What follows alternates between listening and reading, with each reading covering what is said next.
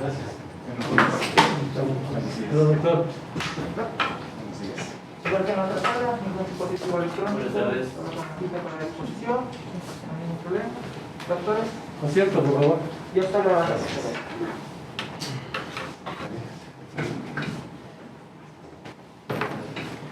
Unas 2 tonitas, si nos permites, por favor.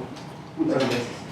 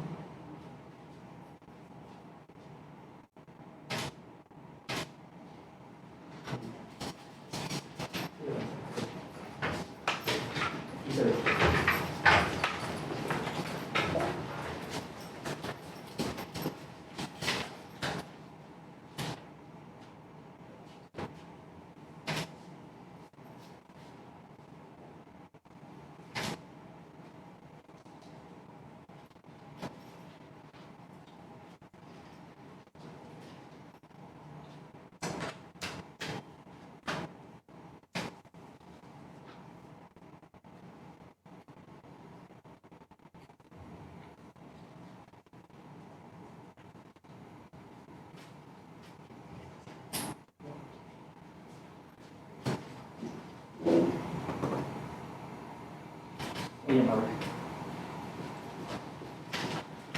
Muchas gracias. Gracias. Suerte. Gracias.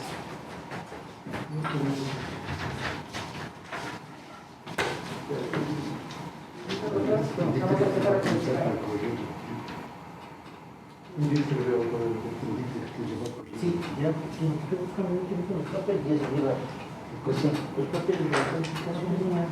No, pero el caso anterior, ¿ustedes tienen los papeles de él? El caso anterior, yo le tengo mis papeles de él y ya lo saben.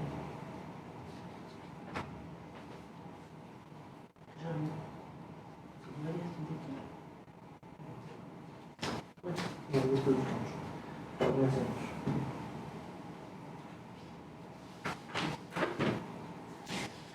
Buenos días, doctor. Yo le digo para iniciar y comienza a correr el tiempo, por favor. Comenzamos, doctor. ¿Sí? Iniciamos, por favor. Gracias. Buenos días, señor presidente, señores miembros del tribunal. A mí me correspondió analizar 2 casos y empezaré primero con el primer caso sorteado. El caso es básicamente la demanda propuesta por Pedro Pablo Quiñones en contra de la empresa de telecomunicaciones representada por Juan Pérez. ¿Cuál es el problema jurídico? Yo he identificado 2 problemas jurídicos aquí. El primero, básicamente, es determinar si es que en la sentencia del Tribunal de la Sala Especializada de la Corte Provincial se interpretó erróneamente el artículo 1 del mandato constituyente número 4. Ese es el primer problema jurídico. El otro problema jurídico que he identificado es determinar si en la sentencia del Tribunal de la Sala Especializada de lo Laboral de la Corte Provincial se dejaron de aplicar o no se aplicaron los artículos 188 y 216 del Código del Trabajo. Esos 2 problemas he identificado. Ahora bien, debo hacer algunas acotaciones respecto al caso. Primero, en relación al primer problema jurídico, hay que tomar en cuenta que, de acuerdo a los hechos que se nos dan a conocer aquí, se señala que Pedro Pablo Quiñones trabajó para la empresa de telecomunicaciones representada por Juan Pérez. Sin embargo, del caso no se desprende información adicional. No se señala si es que la empresa de telecomunicaciones es pública o no es pública. Ante esta, digamos, ambigüedad, voy a analizar los 2 escenarios. En el evento de que efectivamente es de carácter privado, que eso aparentaría de los hechos del caso, pues efectivamente el mandato 4 no es aplicable. El mandato 4 no es aplicable. ¿Por qué? Porque todos sabemos que las normas constituyentes que expidió la Asamblea, tanto el mandato 2, 4 y 8, principalmente en materia laboral, diríamos que el 2 y el 4 están restringidos precisamente para el ámbito del sector público, especialmente el 4, en cuanto se refiere a despido, por ejemplo, indemnizaciones por despido intempestivo a obreros del sector público. ¿sí? Entonces, desde mi punto de vista, al no señalarse si es que la empresa de telecomunicaciones es pública o privada, yo debería, ante la falta de información, debería presumir que es privada. Aparte de eso, se señala simplemente que empresa de telecomunicaciones. Ahora bien, me pongo en el otro escenario. ¿Qué pasa si es que la empresa efectivamente es pública? ¿Sí? Porque tomemos en cuenta que el mandato 4 hace una remisión al mandato 2, señalando justamente las entidades que forman parte del sector público. Pongámonos en el supuesto de que la empresa de telecomunicaciones es de carácter público. Allí yo sí quisiera hacer referencia precisamente a la resolución que expidió la Corte Nacional de Justicia, que tiene el carácter de vinculante y obligatoria, que señala justamente que en caso de que se reconozca beneficio de jubilación patronal a el personal, en este caso obreros, que han dejado de laborar para el sector público, entonces este beneficio de la jubilación patronal es independiente, no está sujeto a los límites previstos en el mandato constituyente número 4 y en el mandato constituyente número 2. Eso hay que tener muy en cuenta. Ahora bien, respecto al segundo problema jurídico, determinar si en la sentencia el Tribunal de la Sala Especializada de lo Laboral de la Corte Provincial no aplicó los artículos 188 y 216 del Código de Trabajo, debemos referirnos nuevamente a la información que aparece en el caso, ¿no? Hay algo muy importante aquí. Se señala, tampoco está en discusión que el trabajador tenía más de 20 años de trabajo ininterrumpido, pero menos de 25 años. Y aquí hay que tomar en cuenta esto. Perdón, por favor, apaguen los celulares para ingresar. Sí, señores veedores. Gracias, señor secretario. En el acta de finiquito se le reconoce al señor Quiñones el pago por la indemnización por despido intempestivo. Eso es muy importante. Entonces, el acta de finiquito ya nos clarifica la idea de cómo terminó la relación laboral. Entonces, efectivamente, aquí hay un despido intempestivo. Ahora bien, se inaplicaron las normas del 188 y 216, desde mi punto de vista sí. ¿Por qué? Porque el 188 establece que aquellas personas que han sido despedidas intempestivamente tienen derecho a las indemnizaciones previstas en el 188 de conformidad, obviamente, al tiempo de servicios y la remuneración percibida. Pero el 188 señala que aquellas personas que han trabajado al menos 20 años de manera continua o interrumpida para el mismo empleador tendrán derecho a la jubilación patronal proporcional. En ese contexto, entonces, como les decía, señores miembros del tribunal, la Sala Especializada de lo Laboral de la Corte Provincial sí inaplicó el artículo 188 y 216 del Código del Trabajo. Esto, obviamente, en el contexto de la causal quinta del artículo 268 del COGEP, que señala justamente la aplicación indebida, falta de aplicación o error de interpretación de las normas de derecho sustantivo, ¿no? Incluidos los precedentes jurisprudenciales y que hayan sido determinantes en la parte dispositiva de la sentencia. Con su venia, señores miembros del tribunal, voy a pasar al segundo caso, ¿sí? El segundo caso es también interesante. En el segundo caso es una demanda propuesta por el señor Carlos Orrantia, ¿sí? El señor Carlos Orrantia reclama algunos rubros, reclama las 3 últimas remuneraciones más el triple de recargo. Doctor, permítame un segundo antes de que comience. Vamos a, dentro del mismo caso, Sí. usted tiene 15 minutos para solventar también las preguntas. Perdón. Sí, entonces vamos a solventar dentro de este tiempo las preguntas. Doctores, no sé si hay preguntas. Doctor Ortega, cuando en el caso al que nos referimos, el demandado al contestar la acción intentada negó los fundamentos de derecho, manifestando que la relación contractual concluyó mediante acta de finiquito. Entonces estamos dentro del Código del Trabajo. Desde luego. Entonces reconoció la relación laboral. Así es. No olvide entonces si la empresa es pública o es privada. Reconoció la empresa que la relación es de carácter laboral. Y Exactamente. consiguientemente por ello firmó el acta de finiquito. Así es. En los términos del 595 del Código del Trabajo. Entonces ahí no hay discusión. No hay discusión respecto, como dice el caso. Pero usted estaba haciendo la declaración, si es pública o privada. Si era pública, entonces ahí no había lugar a que se suscriba Sí, el acta de finiquito. buena su precisión, mi estimado doctor. Y en realidad hacía precisión justamente para abordar el primer problema jurídico. ¿Por qué? Porque para mí sí es importante el hecho de que se arguya por parte del casacionista que se interpretó erróneamente el artículo 1 del mandato constituyente 4. ¿Sí? ¿Por qué? Porque justamente yo mencionaba aquello, que el mandato constituyente 2 y el mandato constituyente 4 se crearon por la Asamblea Nacional Constituyente precisamente para tratar de poner ciertos límites a estas remuneraciones y estos estipendios que pagaba el Estado producto de las terminaciones de las relaciones laborales. Entonces ya no sería remuneración, ahí sería indemnización. Indemnización, por ejemplo, o bonificación, o a cualquier título menciona el... Pero no remuneración. Pero es que estamos, si es que nos remitimos, por ejemplo, y si mal no recuerdo, Si al mandato constituyente 2... si vamos al mandato constituyente, fijaba un límite que podía ser 300 salarios mínimos. En cuanto a indemnización, pero el mandato, a decir también, ¿por qué me refiero a remuneraciones? Porque en el mandato 2 sí se limita el techo de las remuneraciones. Pero no estamos hablando aquí de remuneración. Sí, pero estoy solamente contextualizando el análisis. No, pero la remuneración para ¿Sí? Pero aquí está, ¿y por qué le decía yo que sí es importante el hecho de saber si es que es público o privado?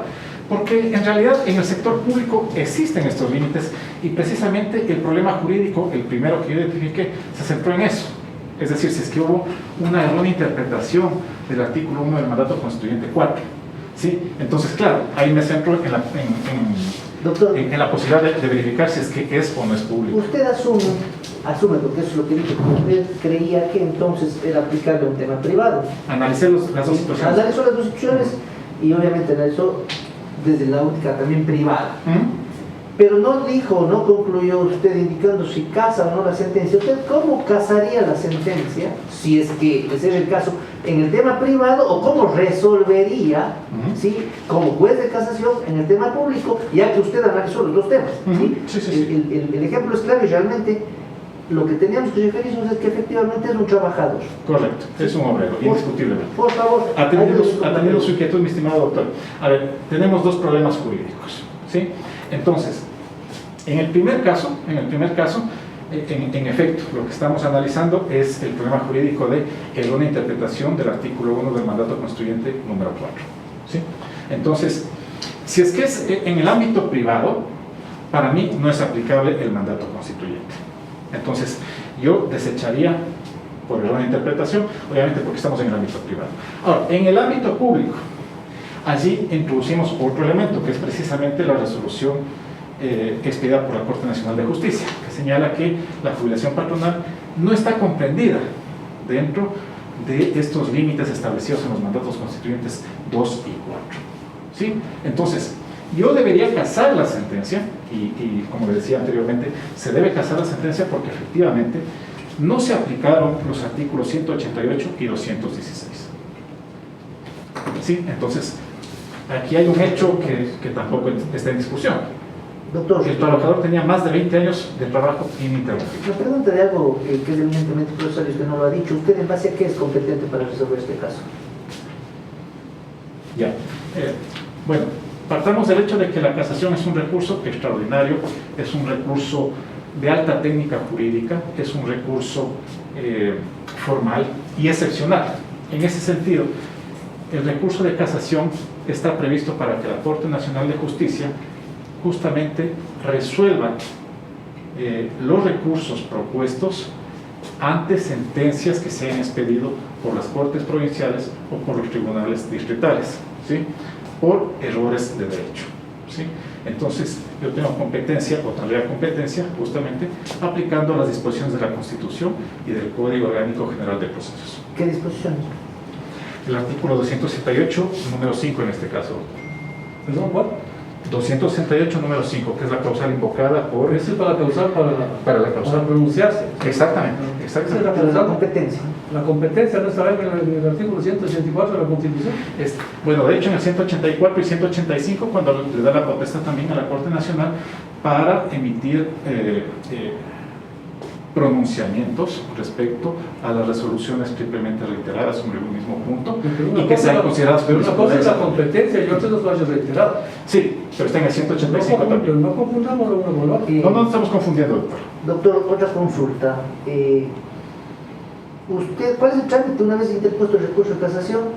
¿Usted conoce en forma directa? ¿La sala conoce en forma directa? Se interpone el recurso de casación, el conjuez tiene que calificar el recurso de casación. Si es que el recurso de casación, por ejemplo, el conjuez encuentra que no está completo o que falta algo, puede mandar a completar, debería mandar a completar. ¿Sí? La parte debe completar el recurso y una vez admitido el trámite pasa a la sala especializada. ¿Ves?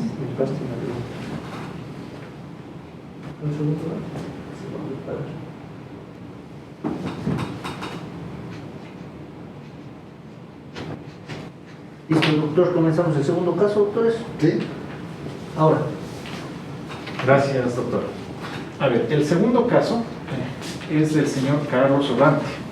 El señor Carlos Orlante, quien laboró por el lapso de un año, con una remuneración de $500, reclama el pago de sus 3 últimas remuneraciones más el triple de recargo. Dice de acuerdo al 95, sí, pero bueno, ahí hay que tomar en cuenta que sería el artículo 94, obviamente lo que tiene relación a la pretensión del accionante, ¿no? Pero con una aclaración. Pero el 95 establece ¿Qué comprende la remuneración? que sirve para lo que Sí, doctor, empieza a hacer, ¿de acuerdo? sí, desde luego, pero simplemente mencionaba aquello, ¿no? Entonces, eso es básicamente el contexto, ¿no? Ahora bien, se le condena a la parte empleadora, ¿para qué? Para que justamente pague estas pretensiones reclamadas por el accionante. Y se le condena, diríamos, básicamente, creo yo, sobre una prueba que es fundamental, que es el acta de inspección realizada por un inspector de trabajo, ¿sí? Que fue debidamente, diríamos, anunciada y producida durante el proceso, ¿no? Entonces, la parte demandada se excepciona, diríamos, con la negativa de la reacción laboral. Ese es básicamente el caso. ¿Y qué es lo que hace? Dice, bueno, en recurso de casación, lo que hace es argumentar sobre la base del artículo 268, número 4. ¿Sí? ¿Por qué? Porque dice que se ha dejado, diríamos que efectivamente no se han aplicado los artículos 164 y 169 del COGEN. ¿Sí? Entonces, ¿cuál es el problema jurídico que identifique aquí?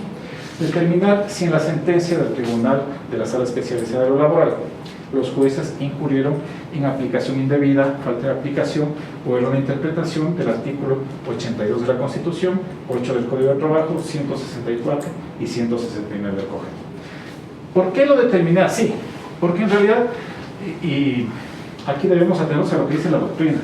La doctrina señala que esta causal, precisamente, es una causal de violación indirecta. ¿Esto qué quiere decir? La Corte Nacional y la entonces Corte Suprema de Justicia también lo ha reiterado en varios fallos. Es una causal de violación indirecta. ¿Esto qué quiere decir? Que el recurrente tiene que demostrar, diríamos, 4 aspectos que del recurso no se los puede ver ni siquiera medianamente.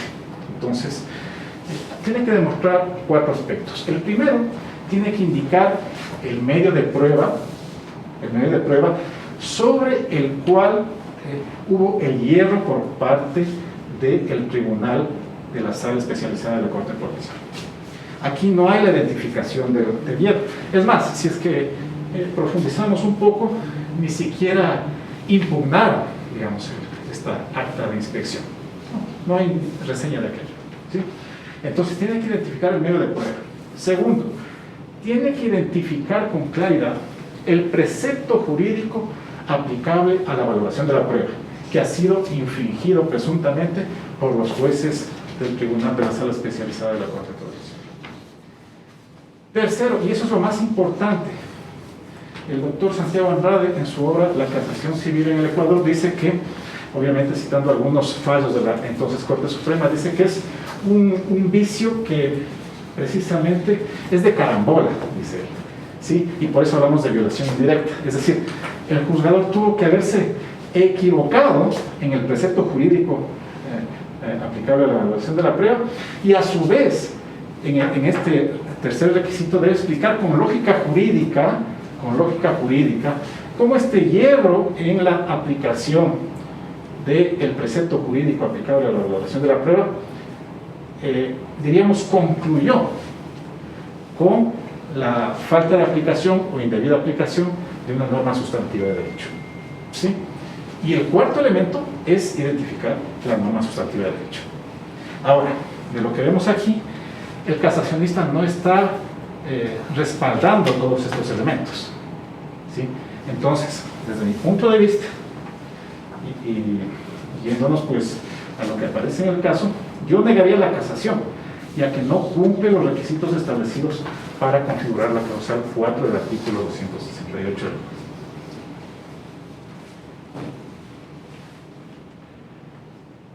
¿Esa es su respuesta, ¿sí? Sí. Gracias, doctor. Doctor, yo le pediría que nos aclare. El artículo 169 del Código Orgánico General de Procesos establece claramente que frente a una negativa pura y simple de los fundamentos de hecho y de derecho de la demanda, se reinvierte la carga de la prueba. Por lo tanto, lo primero que se tiene que demostrar en este caso, ¿qué es? Si es que él negó la relación laboral, hay que demostrar la relación laboral. Exactamente. Partiendo de que tenemos que demostrar una relación laboral, que usted no lo ha dicho, ¿sí? Estoy preguntando. ¿En base a qué elementos yo tengo que configurar esa relación laboral? Bueno, yo puedo demostrar por varios medios de prueba, pero la relación laboral se configura básicamente con 4 elementos: el acuerdo de voluntades, la prestación de servicios lícitos y personales, la remuneración y la dependencia, de acuerdo al artículo 8 del Código de Trabajo. Claro que sí. Una vez demostrado, o teniendo que demostrarse dentro de este proceso, ¿cómo prueba que según el caso? ¿Cómo probó? ¿Con qué elementos probatorios demostró la existencia de la relación laboral del actor? De lo que aparece en el caso con el acta de inspección. ¿Existe únicamente un acta de inspección? ¿Sí? Eso es muy claro. Existe claramente, porque usted ha manifestado dentro del aspecto doctrinario, que usted menciona 4 aspectos, y en el tercer aspecto dice que como lógica jurídica tenemos que indicar el precepto con el cual concluye la indebida aplicación o la falta de aplicación, es lo que usted dijo. Pero si leemos el caso, claramente entre paréntesis dice que la interposición del recurso es por una errónea interpretación de los preceptos jurídicos. Es decir, que se interpretó erróneamente por parte del Tribunal de Instancia el artículo 169 en relación con el artículo 8 del Código. Para ustedes, ¿es válida la prueba de relación laboral únicamente con el acta de inspección? A ver, muy buena su pregunta, señor doctor.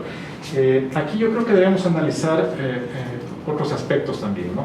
Y es el hecho mismo, obviamente, de qué se probó dentro del proceso. Y dentro del proceso se probó justamente a través del acta de inspección, que no fue observada por la parte demandada, no fue observada. Lo que la parte demandada está observando es la inaplicabilidad del artículo, o la inaplicación, perdón, del artículo 164. Pero el 164, obviamente, es el darle la potestad al juzgador de valorar las pruebas y mencionarlas y valorarlas justamente al momento de su resolución, ocupándolas en la crítica, ¿sí? Entonces, eso es lo que han hecho los juzgadores, tanto de primera instancia como de segundo nivel. Han valorado la prueba y han valorado justamente esta acta de inspección, que ha servido precisamente para demostrar la relación laboral. Es decir, que para usted un acta de inspección que se realiza unilateralmente por parte del inspector de trabajo, con información únicamente proporcionada por el trabajador sin que intervenga el empleador, ¿prueba plenamente la existencia de la relación laboral? El 164 señala que se debe valorar, obviamente, las pruebas en su conjunto. Ojo, es la única prueba. Es la única prueba. Incluso pudiera haber existido juramento deferido. Pero no existe. Pero no existe. Sí, el juramento deferido no prueba la relación laboral. Sí, pero es un acta de inspección que realiza, en este caso, un funcionario público. ¿Y solamente por ser instrumento público prueba la relación laboral? Bueno, a ver, yo creo que hay 2 momentos en cuanto se refiere a los inspectores de trabajo. Un momento antes del mandato constituyente 8 y un momento después. precisamente el momento antes. Los inspectores de trabajo no tenían tan amplias facultades como las tuvieron a raíz del mandato 8. No se olvide usted, mi doctor, que a raíz del mandato 8 a los inspectores se les convierte en inspectores integrales. Ahí viene el término integrales, recordará usted, ¿no es cierto? Entonces se les da más amplias facultades para realizar precisamente la verificación del cumplimiento de obligaciones obrero-patronales. Eso es muy importante. Entonces, en el momento en que el inspector de trabajo acude in situ, porque después ya cambiaron también las inspecciones, ahora tenemos inspecciones simplemente, diríamos, no in situ, sino un tanto virtuales también, ¿no? Cuando saltan las alertas, ¿sí? Entonces, cuando el inspector acude, tiene la posibilidad y la obligación, primero el empleador, de admitirlo, porque él se tiene que identificar, obviamente, que es autoridad, etcétera, y acceder. Y está realizando una verificación del sitio de trabajo. En su momento, cuando yo estuve inspector de trabajo, a nosotros nos asignaban, nos programaban las inspecciones. Nosotros acudíamos, levantábamos actas y poníamos a consideración de la dirección regional precisamente para la imposición de multas. Por ejemplo, si detectábamos nosotros que una persona está con contrato de servicios profesionales y en efecto hay una relación laboral, nosotros teníamos que informar a aquello. Entonces, es muy importante la acta de inspección desde mi punto de vista. Estoy completamente de acuerdo con lo que usted manifiesta, pero no estoy de acuerdo con respecto a esa función del inspector de trabajo de demostrar existencia de relación laboral mediante un acta de inspección. Porque obviamente si en este momento llega el inspector de trabajo a esta sala y le pregunta a la señora veedora si trabaja por el Consejo de la Judicatura y la señora le dice que sí, es prueba plena de la relación laboral según el caso. Y justamente para eso es la sala crítica, para en base al análisis del conjunto de pruebas determinar efectivamente si existió o no los elementos establecidos en el artículo 8.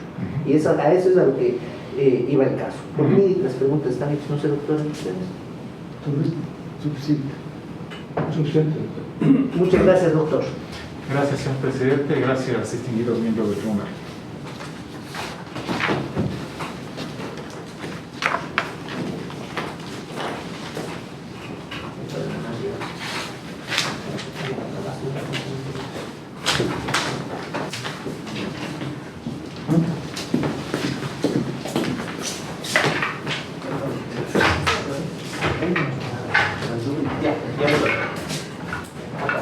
Sí.